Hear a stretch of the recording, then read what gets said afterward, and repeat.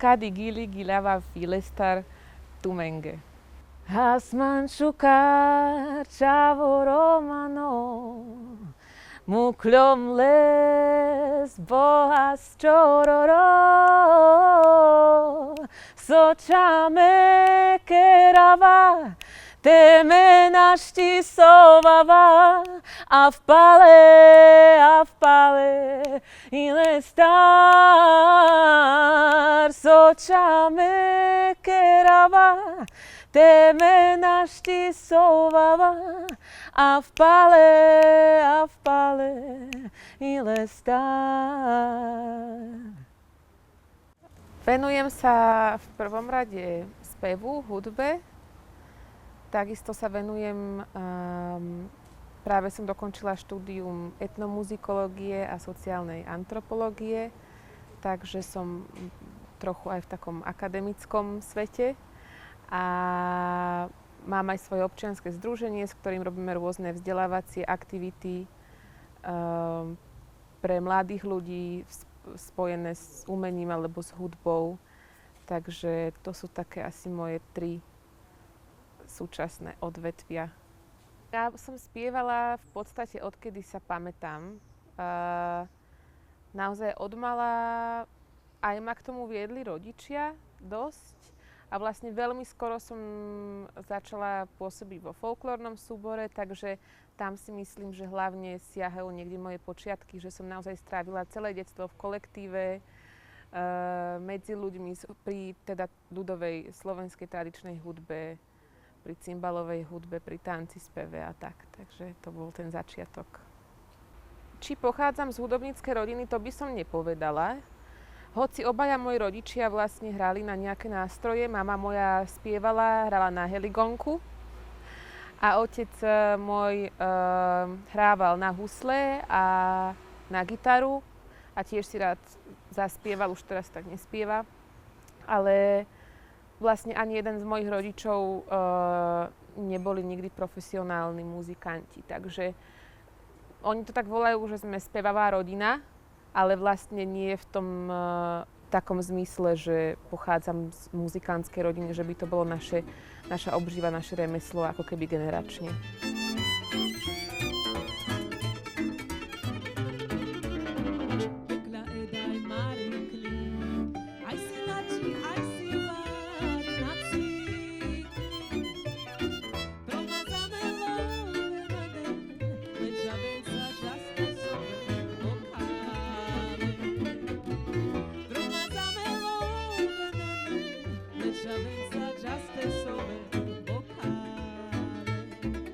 Pôsobila som vo folklórnom súbore, ako som spomenula, a časom vlastne som začala hrávať na klavír, čo mi veľmi pridalo k tomu takému hudobnému vnímaniu aj toho spevu alebo celkovo nejakého prejavu svojho v hudbe. Potom sa k tomu pridali na nejaký čas aj hodiny spevu v základnej umeleckej škole a tak som hľadala vlastne, aj som nejaké svoje pesničky začala vymýšľať, keď som mala nejakých 14-15 rokov, to bol taký pekný vek, lebo vlastne čokoľvek som tedy urobila, tak sa mi to páčilo. A čím viacej človek bol skúsenejší, viacej toho vedel, tak vlastne už doteraz mám až taký problém vlastne ešte stále, že som na seba taká prísna, čo sa týka tej tvorby vlastnej. No a potom sa mi stalo, že som od rodiny vlastne dostala ako darček, myslím, že to bolo k narodeninám alebo na Vianoce, workshop u spevačky Idy Kellarovej, kde bol vlastne môj úplne prvý kontakt s rómskou hudbou a vlastne sa tým začala taká veľmi dôležitá etapa v mojom živote, ktorá trvala asi 8 rokov, kedy som vlastne s ňou úzko spolupracovala vlastne ako jediná nerómka v zbore Čavorenge, kde boli zvyšok členov boli vlastne rómske deti a mládež. Môj vzťah k rómskej hudbe začal práve v tomto zbore, lebo hoci tam sme nespievali, alebo veľmi málo spievali tie tradičné piesne rómske, skôr to boli tie súčasné.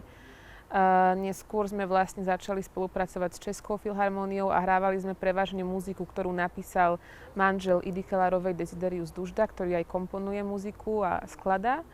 takže to boli skôr také súčasné piesne, ale proste zažila som si ako keby v tejto skupine, v tomto zbore pri tej rómskej hudbe veľa, akože prežili sme spolu veľa krásnych aj veľa smutných chvíľ a že sme boli naozaj takí prepojení proste v tých časoch, keď sme boli spolu. A toto mám pocit, že je strašne dôležité pri ktoromkoľvek žánri, že je dôležité zažiť si nejakú vec pri tej hudbe, aby sa dostala takzvané, akože niekto povie, že či to má v krvi, nemá v krvi, hej, že ja si myslím, že je dôležité zažiť si s tou hudbou, ako keby niečo, prežiť ju v momente, keď sa naozaj deje, hej, že mám pocit, že by mi nestačilo len počúvať rómskú hudbu, alebo že by som ju možno, že neinterpretovala tak, keby som nevyhľadávala situácie, miesta, ľudí, kde by som ju mohla zažiť ako keby vo svojej živej podobe, jednoducho medzi ostatnými ľuďmi.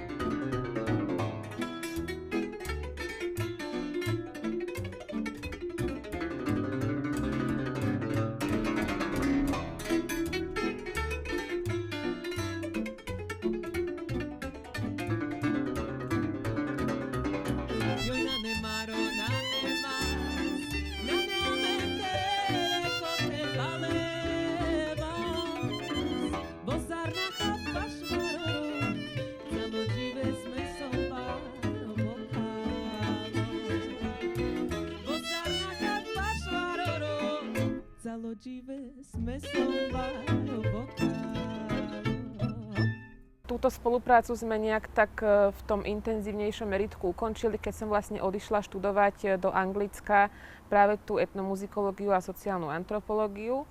A v podstate to bol pre mňa ďalší taký dôležitý milník, že som zrazu videla tú rómsku hudbu nielen v kontexte Slovenska a našej kultúry, ale ako keby na tej medzinárodnej tzv. World music scény, hej, lebo u nás to je rómsky folklór, ale keď sa na to pozeráme z pohľadu ako keby toho medzinárodného, tak sa to radí ako keby do tej hudby sveta, do tej world music, hej.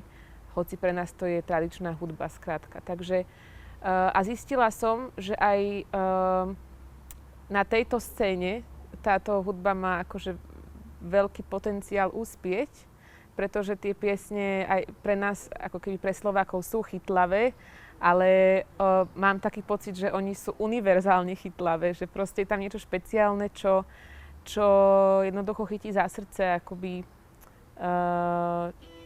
človeka odkiaľkoľvek.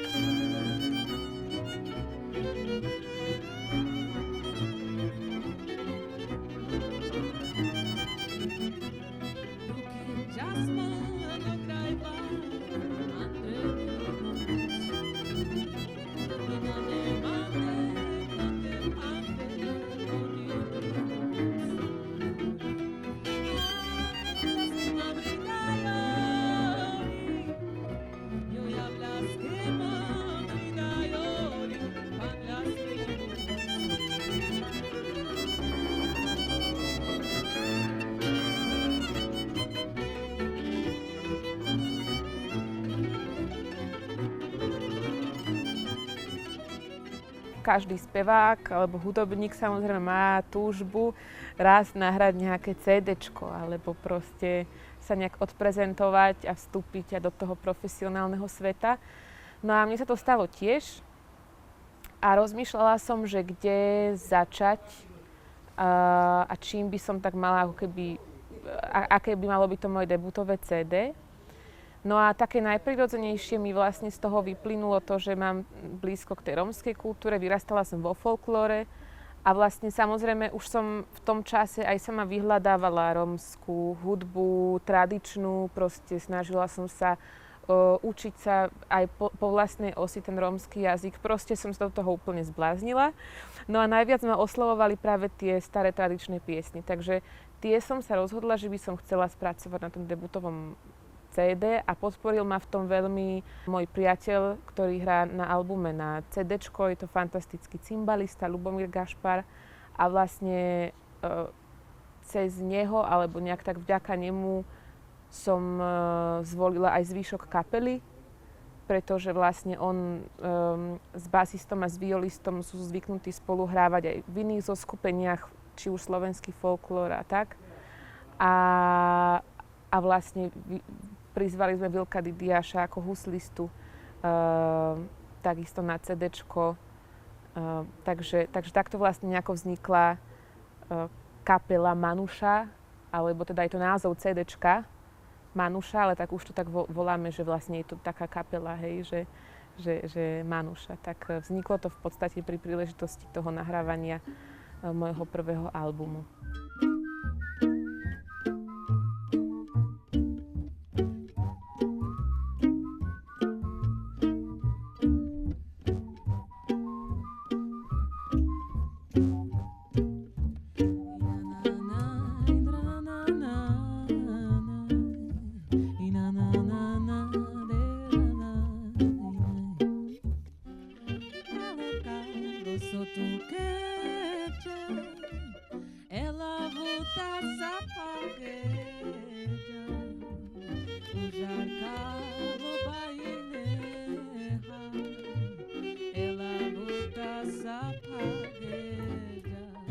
Rómsky jazyk, to išlo tak veľmi prirodzene, by som povedala, pretože najskôr som nevedela, o čom spievam. Hej? Keď si vezmem tie prvé roky v tom zbore, napríklad rómskom, tak som sa jednoducho učila piesne tak, ako som ich počula, ako mi dali do rúk proste slová. A začínalo to tak, že som treba si všimla, že nejaké slová, že toto slovíčko už bolo aj v tej pesničke a ja aj v tejto pesničke, tak som sa spýtala kamarátky zo zboru, že čo to znamená, hej. A už som vedela prvé slovíčko a už som vedela prvých 10, ktoré boli vlastne najpoužívanejšie v piesňach, hej. No a potom mi samozrejme pomáhalo aj to, lebo časť detí zo zboru tohto rozprávalo po rómsky, aj v rodinách, aj vlastne tam medzi sebou, ale tak pol na pol, hej, že raz po slovensky a raz po rómsky.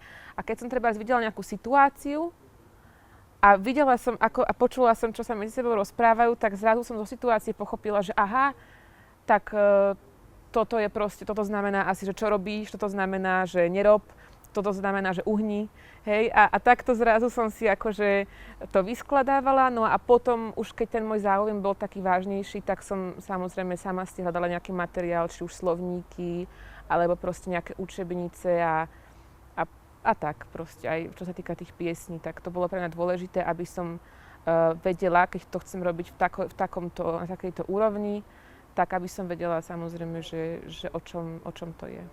Pamätám si, že napríklad ma veľmi vtedy prekvapilo, že keď nás Ida ešte na tom mojom úplne prvom workshope učila nejakú pesničku a tam bolo slovo amen. A ja som si myslela, že to je proste nejaká modlitba, hej? Že vlastne to bola taká ešte pomalá pesnička, čiže som tak mala pocit, že wow, že to je vlastne modlitba, že ja sa modlím, tak som to tak prežívala, hej. A potom som vlastne až počasie zistila, že to nemá teda nič s modlitbou, ale že to znamená my. Takže to bolo také prekvapenie a tie prvé slova, tak určite to bolo kamiben, hej, láska. V tých situačných to bolo asi sokeres alebo ara, hej. A podobne to bolo také, čo sa tak akože ľahko odčítalo zo situácie, takže to boli asi také prvé slova.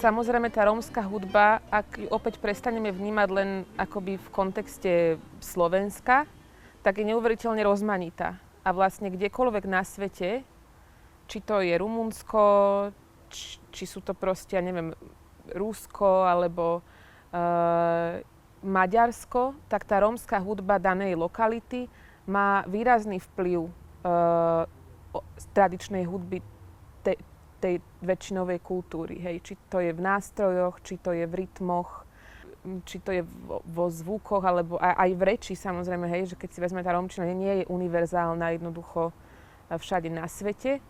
A tie vplyvy sú aj v hudbe, aj v tom jazyku, aj v nástrojoch. Takže ťažko sa to popisuje, ak by som to mala doslov dať, že v čom je tá rómska hudba na Slovensku iná od tej slovenskej tradičnej, lebo nechcem nejak ako keby ani stereotypizovať ani jednu vlastne z týchto hudieb a ani jednu kultúru. Takže ťažko sa to dáva doslov, proste asi to pre každého je trošku niečo iné, ale tak ten vplyv vzájomný, by som povedala, je pre mňa citeľný určite. Ten tradičný repertoár, ktorý vlastne interpretujem, tak mám pocit, že ja neviem, či to je tým, že som sama vyrastala vo folklóre, ale že ako keby mám taký najlepší pocit, alebo mám pocit, že mi dáva taký najprirodzenejší priestor na ten prejav či už tých smutných emócií, alebo tých veselých, práve tých radostných, ľahkých, odľahčených emócií. Veľmi ma tieto piesne oslovujú, či už melodicky, alebo práve akože po tej citovej stránke. A mám pocit, že veľmi veľmi dobre to prijímajú aj poslucháči, že tieto piesne ako keby tak idú do ucha aj do srdca a naozaj tá odozva, ako keby keď sme nahrali toto CDčko, tak či už to bolo od rómskych poslucháčov alebo nerómskych poslucháčov, tak tieto piesne, robím aj iné projekty, aj jazzové, ale teda akože bez debaty, že tento žáner má zatiaľ akože najväčší úspech z toho, čo zo všetkých pokusov a kapiel proste, ktoré som mala, tak toto má najširší záber fanúšikov a poslucháčov.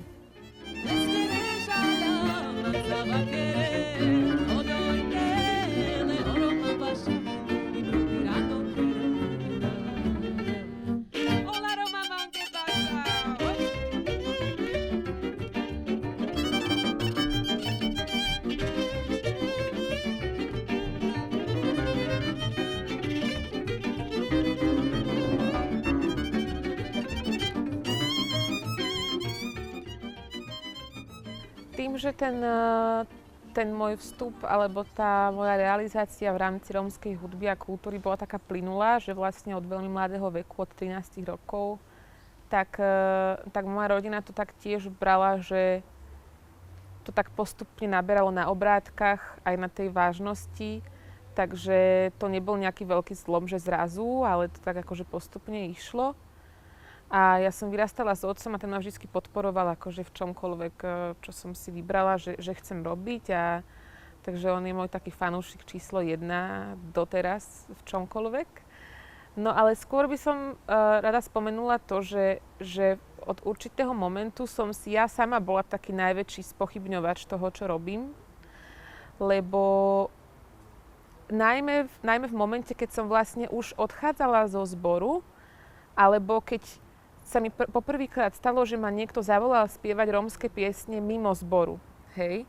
Lebo vtedy som oveľa viacej akože pocítila, že idem s tou vlastnou kožou na trh a že reprezentujem ako nerómka vlastne rómske piesne a kultúru.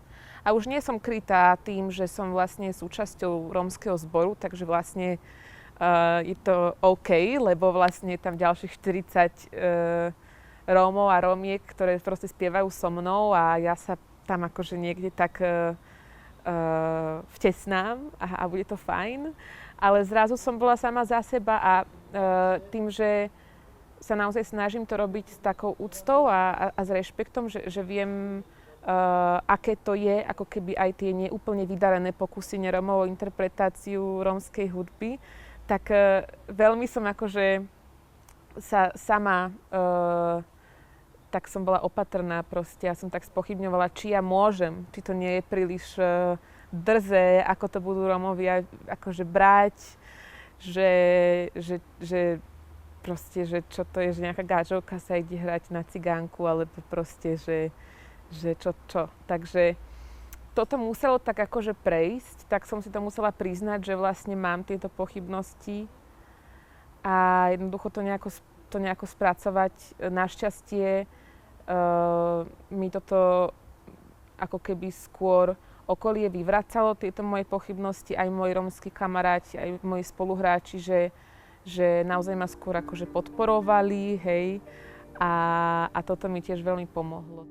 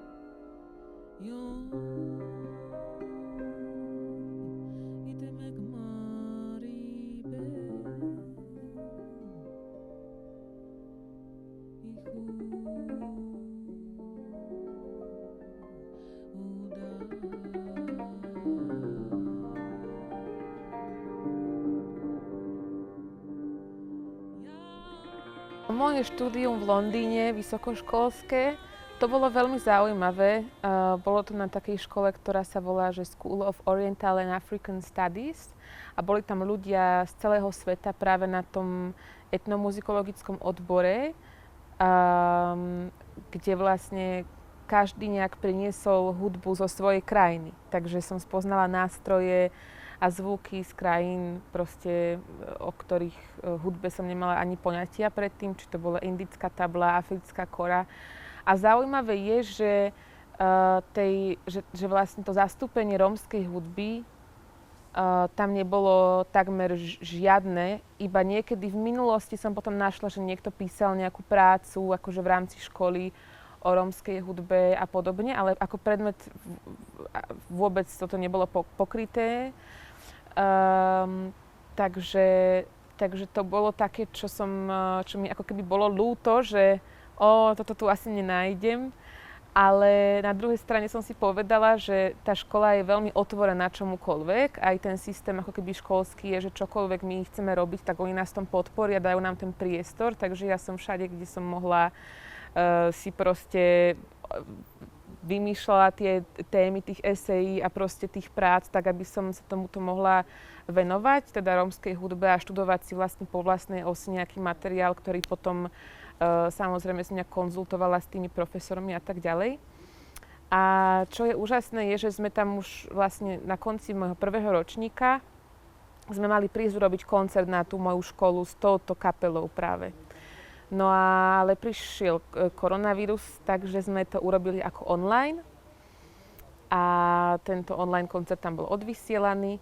Následne vlastne tie záznamy sa zverejnili na internet a v podstate na margo aj tohto úspechu tých nahrávok sme sa rozhodli, že potom urobíme to CDčko spoločne. Takže tak. No a tento rok, keďže som končila tú školu, tak sa nám konečne podarilo tam aj osobne ísť a odohrať ten koncert nielen ako online tentokrát, ale vlastne priamo tam byť a ešte aj na ďalších 2 miestach v rámci Anglicka, takže to bola veľmi pekná skúsenosť a pre mňa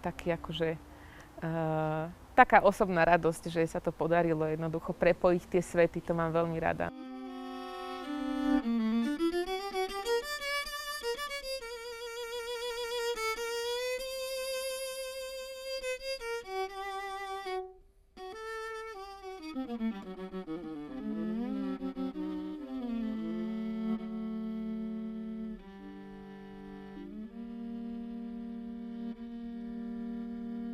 Sadyom saboro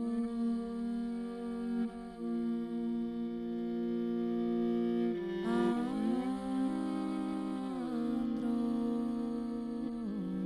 jivi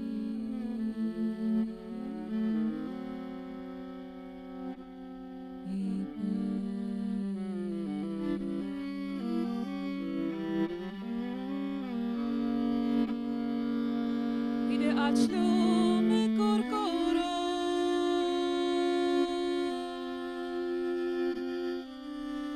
Ja de prada barosve.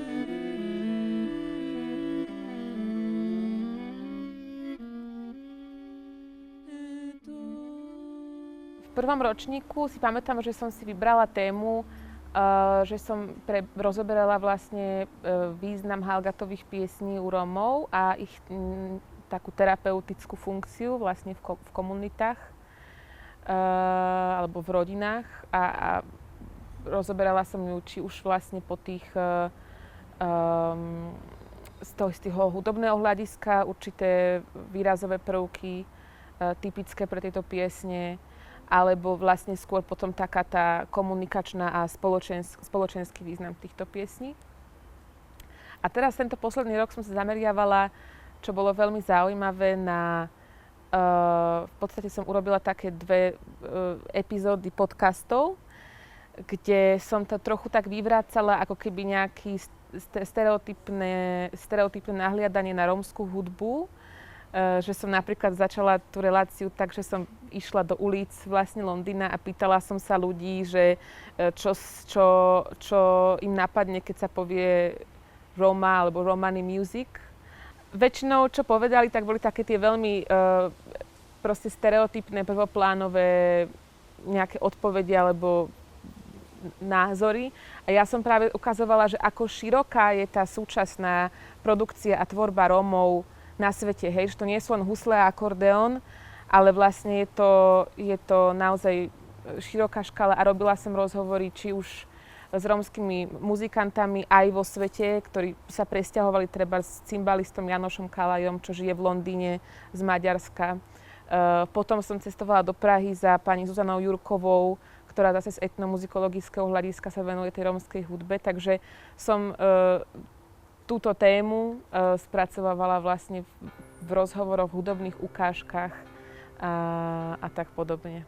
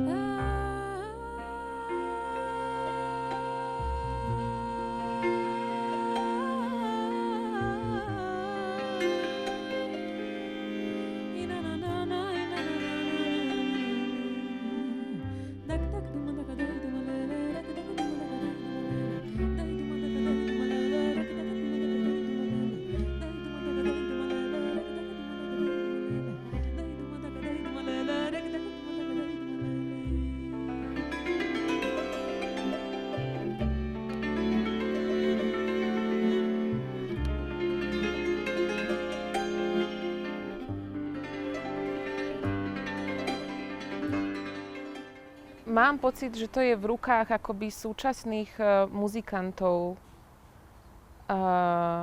či už rómskych, alebo aj iných, ktorí vlastne interpretujú rómsku hudbu.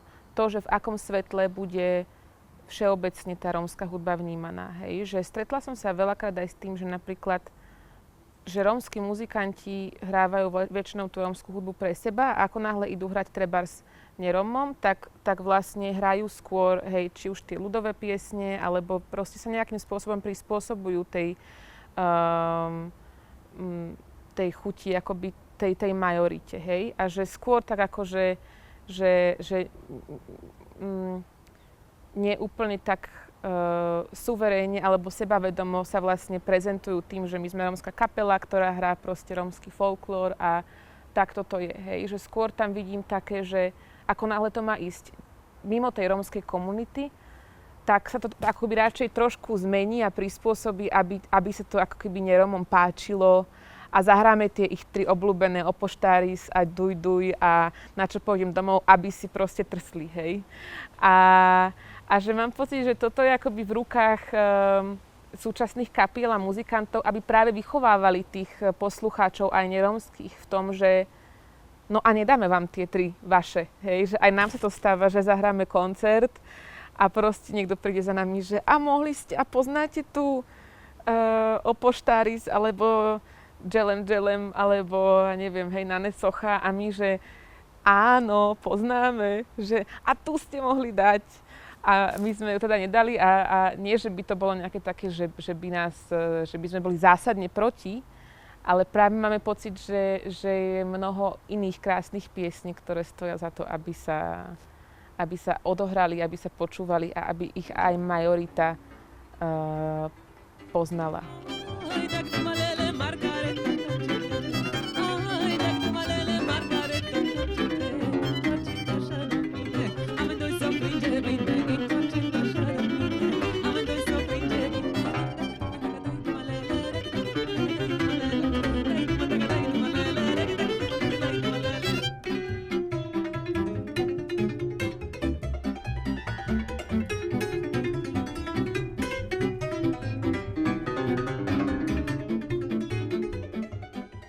Súčasnú rómskú hudbu na Slovensku, ak by som to mohla ešte tak špecifikovať, vnímam